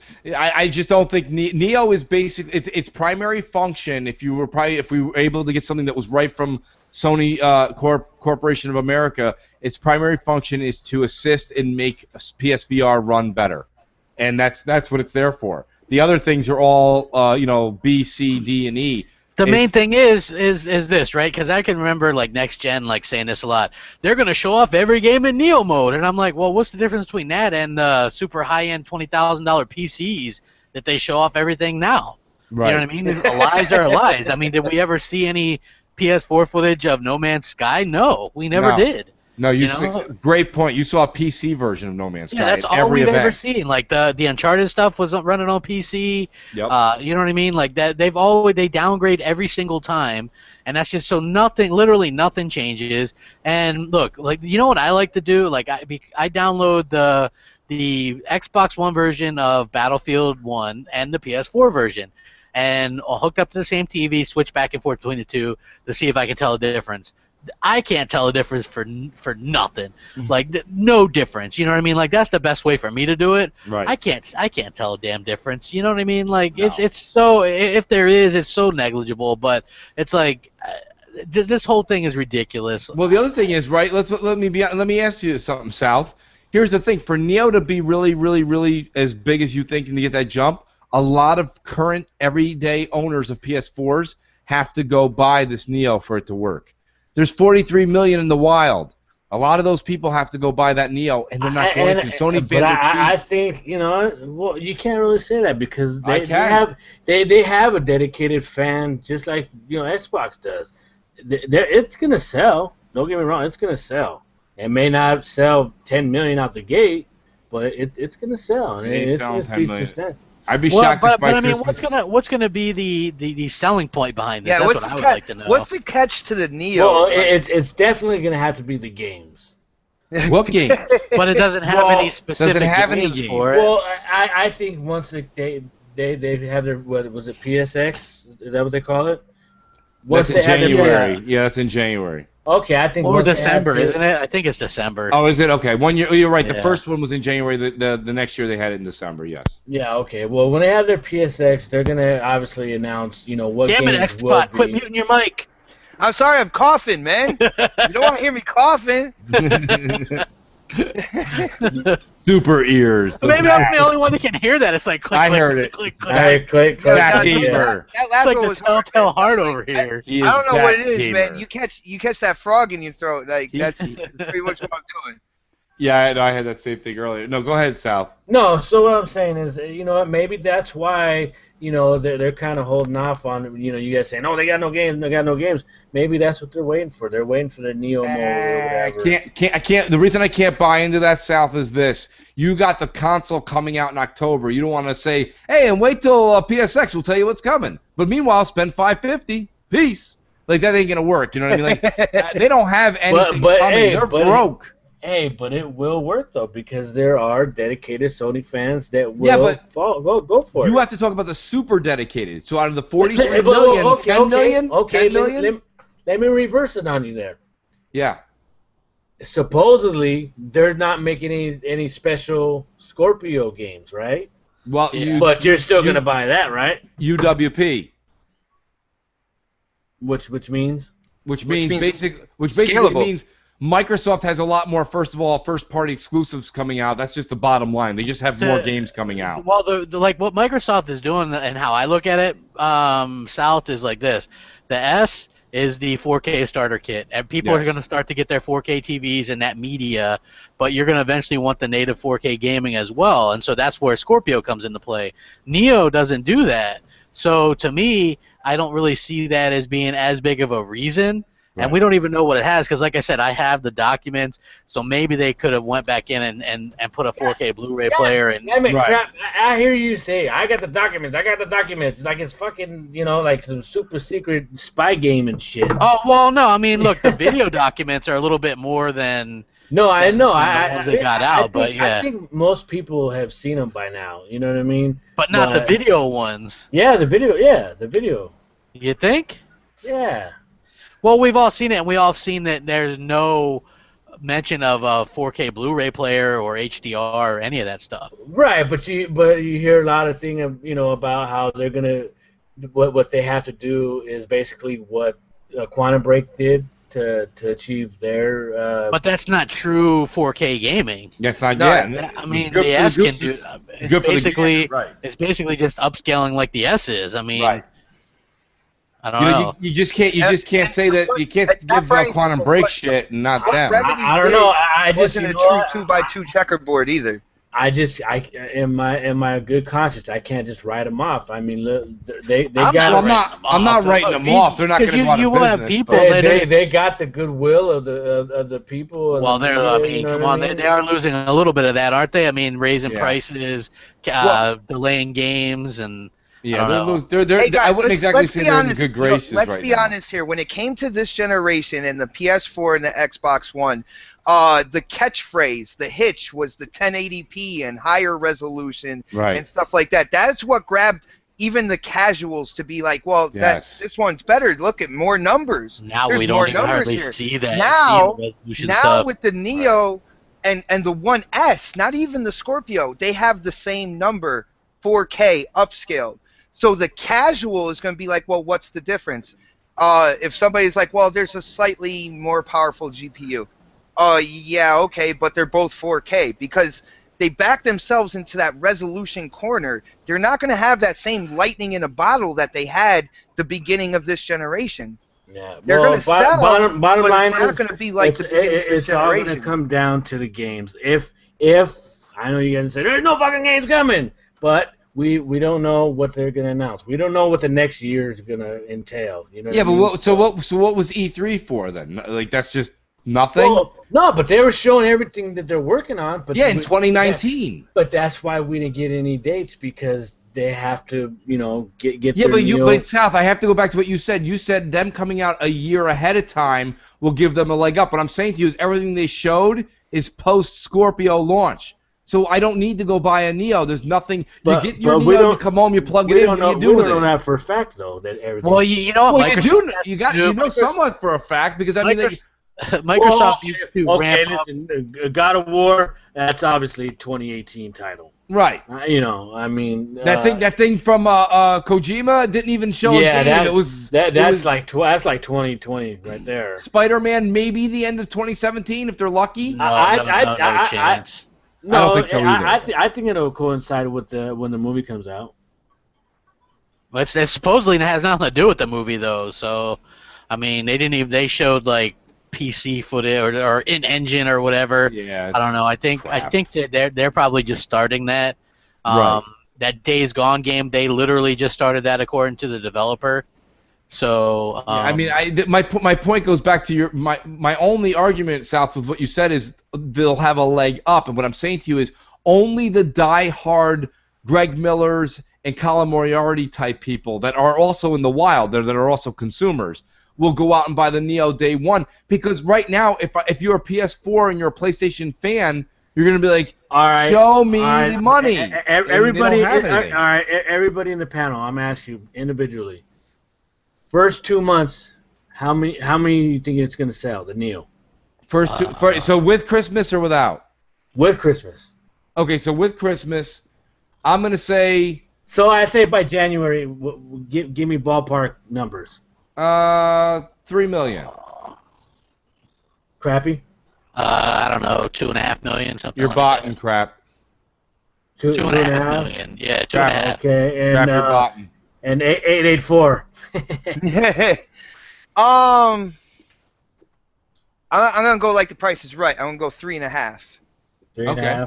What do you Yeah. think, Sal? So everybody's within the 2.5, 3 million. I'd have to say 3. 3 sounds like a good Yeah. number. But I'm going to say the same thing that I said to Crap when No Man's Sky came out. Because 3 million's a good number, okay? Keep that in mind. For a 3-month, that's a good number. Yeah, hell yeah. Hear me out. But I'm going to tell you this. It's going to be a dramatic decline from January till next holiday. Huge Mooch, decline. that's it. Mooch, that's exactly what I'm saying. They don't have that lightning in a bottle. New hardware, yeah, it's gonna sell, all right? Right. But then after that, where's the longevity to it? When Yeah, like what do I do don't- with it now? What am I when they supposed to have do an with this now? E3 that focuses on 2018 and beyond. You know what I'm saying? Like, there's nothing for now. In South, let me explain something to you. When Project Scorpio comes out, I'm putting a lot of faith in Phil here. I'm gonna use the game Crackdown. It may not be Crackdown. Maybe it'll be Scalebound. I don't know. But so when Scorpio launches, there'll be a game that Crackdown will be a Scorpio launch title. Absolutely, I agree with you. We know that. I agree with you, Sal. So what I'm saying is, it's gonna kind of flex the muscles on day one a little. You know what I'm saying? Like look at if you have the Scorpio, this is what 4K and crazy shit looks like. Like Neo's coming out. What are you gonna buy with it? Just to make it clear, I'm not an undercover pony. I'm just trying to look at it in an objective light. You know what I mean? I'm glad you did. Yeah, I'm glad definitely, you did. dude. That's Well, not for anything, but when the Scorpio comes out, I know people have been like, when I say this, but if you take an established game that's going to get an anniversary, but the anniversary is going to be native 4K, 60 frames per second on the newest piece of hardware, and it's a loved franchise the way Halo and Halo 3 was, that comes out around the time of the Scorpio, it's going to sell like nothing. You're not gonna get your fucking it'll anniversary blow out of the stores. It'll blow out of the stores. You're not getting your anniversary, buddy. Keep Dude, dreaming. I don't even. This is what I'm saying. Halo 3 is not even my favorite Halo. To be honest, I know, but you're not getting your it's- goddamn anniversry edition. Listen, man, are you pulling strings behind the scenes to not get that done? Is that what's going on? Hey, listen, don't make me pull out the green phone, man. Oh no! Hey, don't make me bother Phil on his fucking anniversary. Hey, speaking of things that are never coming, where the hell? And if I don't know, please correct me. Where the hell's Cuphead? When's that coming out? I don't know. When it's ready. Cuphead, he was up in Redmond yesterday, dancing around taking pictures and shit. I don't know. As for the game, who knows when it's coming out? I thought it was definitely going to be a holiday release. I thought they were talking about it was supposed to come out in February. So Maybe February 16 or February 17? Yeah. Okay. Well, I don't. Well, yeah, but that whole thing went through. But then you where start Phil, hearing rumors about it was all boss battles. Yeah, Phil wanted to make it more of a platform, more of a Right. elongate the game, and he kind of let them go back to the drawing board. But I thought that this holiday was supposed to be a Cuphead. Yeah, it was a boss rush game, and then they put actual platforming elements in it or whatever. So. Yeah. Right. So, so they're taking their time. I didn't know if maybe Crap had heard something, or maybe South on the inside heard a little something. When he was shining some shoes. Those shoes shine. Hey, you know what? You know what? Phil's actually heard that, and he's like, "Man, you gotta tell these guys that you don't shine my shoes." He's like, because most people don't know that Phil plays with fans. Well, right. he invited an unknown guy I never heard of to a party with us one day, and we're playing Destiny or something. Right. And I go, I'm Phil's personal assistant. And you shine his shoes, this and that. He goes, damn it, South, you gotta stop doing that, man. People actually believe it. I go, okay, I iron his clothes. I'm sorry. People are starting to say that for real. Yeah. People really think that I really shine his fucking shoes. No. Well, no, but listen. Speaking of one more gaming question for you guys. I'm really interested in South's opinion because I know what he may say. Destiny's Rise of Iron comes out September 20th. I'm buying it, of course. Crap, are you going to be I don't know. Like I can't even find anybody to play. Like I bought all that. I'll go King Destiny stuff, 2 hours with you right now as soon as this podcast ends. But I'm saying, like, if you want to, there's definitely people. I see a lot of people playing Destiny now, getting ramped up for the Rise of Irons. Hey, there's a lot of people on Destiny. You got Rand on Destiny. He shit on that game so many times, and he's been playing it like 3-4 times this past week. Yeah, and I'm like, every time I see it, I just want to, send him a text like, "You fucking bullshitter." That's because Daddy Ibarra plays on there a lot. Yeah. I love that. Instead of Daddy Warbucks, it's Daddy Ibarra. Hey, that's fucked up. How come I shine shoes, but it's Daddy Ibarra? How come it can't be like Uncle Phil or something? I think you're better off with shining shoes than being referenced to Annie. Yeah, Southman, you didn't get the silver spoon, yo. You worked for it, man. Hey, well, if you look at it, that whole thing started with Tim Dog. Calluses, yo. And that whole thing started with Tim Dog because the shoe shining thing, right? Like they were one of the trolls made a meme of Tim, and he's like, I got to get my shoe shine kit, and I just thought it was hilarious. So I started kind of making fun of him a little bit, like joking around, and then like you too, because you guys like are real good friends with Phil or whatever. So it's just really just a good fun. But yeah, I always thought that was kind of funny. Yeah. And then obviously Ibarra, I think the only person he follows anymore is Rand. So. Hey, he loves him some Rand. Yeah, he really went down. He was at 110 or 120 followers. He's down to 83 now. So it's like, wow, he's really cutting the fat. Well, listen, I want to end. Listen, it's a holiday weekend, Labor Day weekend. Really, and it wish was everybody a happy. What is a holiday weekend? Yeah. Enjoy your Labor Day. If you're having a barbecue, if you're gonna be with the fam. Hey, much love and blessings to all of you guys. Thank you for rocking out. Stay safe, you guys. Absolutely. And, I do want to drink responsibly. Give a shout out to the people in Florida who are going through some tough times this week. And the reason I say that is we all know, Crap, and just so you guys know, Clowns wrote me, his power is just in and out. He apologized immensely, says he'll be back next week. They're just, people in Florida are having a rough time right now, so I'm hoping that first that storm pulls off in the sea and everybody gets their power back and is safe and healthy. So yeah, because you know what, we're sitting here talking about gaming and fun and all that shit, but real life is real life, and we hope everybody's out there safe, healthy, and happy. So absolutely, and God bless you guys, really, from the heart. And I want to thank the panel here, including Clowns, Crap, South, and 448 Xbot. Thank you guys for coming out today because it is, a lot of people had a lot of plans this weekend. A lot of people were camping. A lot of people were doing things with family. Jay Williams has his family in town. Rand's just missing, so we're actually calling the police, the Chicago police, to find out if he's okay. But realistically, I want to say thanks to the audience for tuning in. We hit 301 today, so I want to say thanks on a holiday weekend. And for that, next week, hopefully, we got another special guest joining us. And I'm just sure that the gaming media won't let us down. There'll be plenty to discuss. Thank you, everybody. Enjoy your holiday weekend. Be safe. Yeah, take it easy.